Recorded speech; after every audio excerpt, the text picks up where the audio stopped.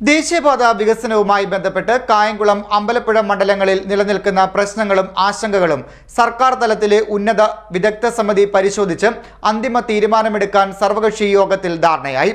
Advocate AM Arif MP മുൻകൈയെടുത്ത് ജില്ലാ collector John സാമുവലിന്റെ അധ്യക്ഷതയിലാണ് കളക്ട്രേറ്റിൽ അടിയന്തര യോഗം ചേർന്നത്. യോഗത്തിൽ കായംകുളത്ത് ഉയരപാത നിർമ്മിക്കണമെന്ന ശക്തമായി ആവശ്യമുയർന്നു. ഉയരപാത സാങ്കേതികമായി പ്രായോഗികമല്ല എന്ന ദേശീയപാത അതോറിറ്റിയുടെ നിലപാടിനെതിരെ യോഗത്തിൽ രൂക്ഷ വിമർശനമുയർന്നു. ദേശീയപാത 66 വികസനവുമായി ബന്ധപ്പെട്ട് കായംകുളം, അമ്പലപ്പുഴ മണ്ഡലങ്ങളിൽ നിലനിൽക്കുന്ന പ്രശ്നങ്ങളും ആശങ്കകളും സർക്കാർ തലത്തിലെ ഉന്നത വിദഗ്ധ സമിതി പരിശോധിച്ച് അന്തിമ തീരുമാനമെടുക്കാൻ സർവകക്ഷി യോഗത്തിന്റെ ധാരണയായി. അഡ്വക്കേറ്റ് AM ആരിഫ് MP മുൻകൈയെടുത്ത് ജില്ലാ കളക്ടർ ജോൺ സാമുവലിന്റെ അധ്യക്ഷതയിലാണ് കളക്ടറേറ്റിൽ അടിയന്തര യോഗം ചേർന്നത്. MLA മാരായ H. സലാം, U. പ്രതിഭ എന്നിവരും യോഗത്തിൽ പങ്കെടുത്തു.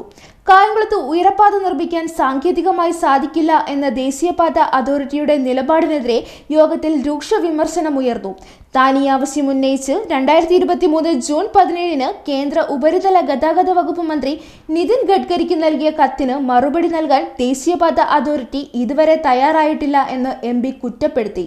ജനപ്രതിനിധികൾ ആവർത്തിച്ച് ആവശ്യപ്പെട്ടിട്ടും കായംകുളത്തെ ദേശീയപാത വികസനത്തിന്റെ രൂപരേഖ നൽകിയിട്ടില്ലെന്ന് അഡ്വക്കേറ്റ് U. പ്രതിഭയും യോഗത്തിൽ പറഞ്ഞു. കായംകുളത്ത് ദേശീയപാത നിർമ്മാണവുമായി ബന്ധപ്പെട്ട് വെള്ളക്കെട്ടുണ്ടാകുന്നത് ഒഴിവാക്കുന്നതിനും അടിയന്തര ഇടപെടൽ വേണമെന്ന് MLA പറഞ്ഞു. നിലവിൽ GDS ഓഡിറ്റോറിയത്തിന് സമീപവും ONK ജംഗ്ഷന് സമീപവും നിർദ്ദേശിച്ചിരിക്കുന്ന അടിപ്പാതകൾ നിർമ്മിച്ചുകൊണ്ട് മാത്രം നഗരത്തിലേക്കും പുറത്തുമുള്ള വാഹന ഗതാഗതം സുഗമമാകില്ലെന്നും കൂടുതൽ ഇടങ്ങളിലൂടെ പ്രവേശന മാർഗം സാധ്യമാകുന്ന തരത്തിൽ ഫ്ലൈ ഓവർ നിർമ്മിക്കണമെന്ന പൊതുവികാരമാണ് യോഗത്തിൽ ഉയർന്നത്.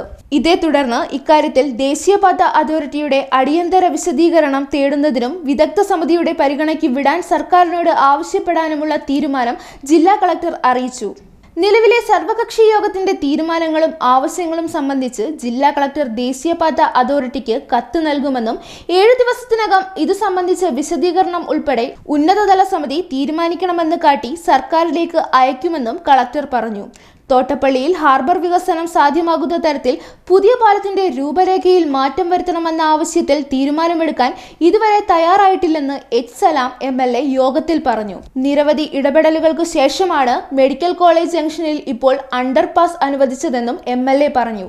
അമ്പലപ്പുഴ ജംഗ്ഷനിൽ നിലവിൽ നിർദ്ദേശിച്ചിരിക്കുന്ന ഒരു സ്പാൻ മാത്രമുള്ള ഫ്ലൈ ഓവറിനു പകരം കൂടുതൽ സ്പാനുകൾ ഉൾപ്പെടുത്തി തുറന്ന ഫ്ലൈ ഓവറായി നിർമ്മിക്കുന്ന കാര്യത്തിലും നിർമ്മാണത്തിലെ അപാകതയുടെ ഭാഗമായി ഉണ്ടായ വെള്ളക്കെട്ട് ഒഴിവാക്കുന്ന കാര്യത്തിലും പരിശോധന നടത്താൻ യോഗം തീരുമാനിച്ചു. കായംകുളം നഗരസഭാ അധ്യക്ഷ P. Sasikala, ADM S. Santhosh Kumar, തദ്ദേശ സ്വയംഭരണ സ്ഥാപനങ്ങളിലെ ജനപ്രതിനിധികൾ, കായംകുളം ഹൈവേ ആക്ഷൻ കൗൺസിൽ ഭാരവാഹികൾ, വിവിധ രാഷ്ട്രീയ കക്ഷി പ്രതിനിധികൾ, ദേശീയപാത അതോറിറ്റി ഉദ്യോഗസ്ഥർ എന്നിവർ യോഗത്തിൽ പങ്കെടുത്തു. CDNet news, Kayamkulam.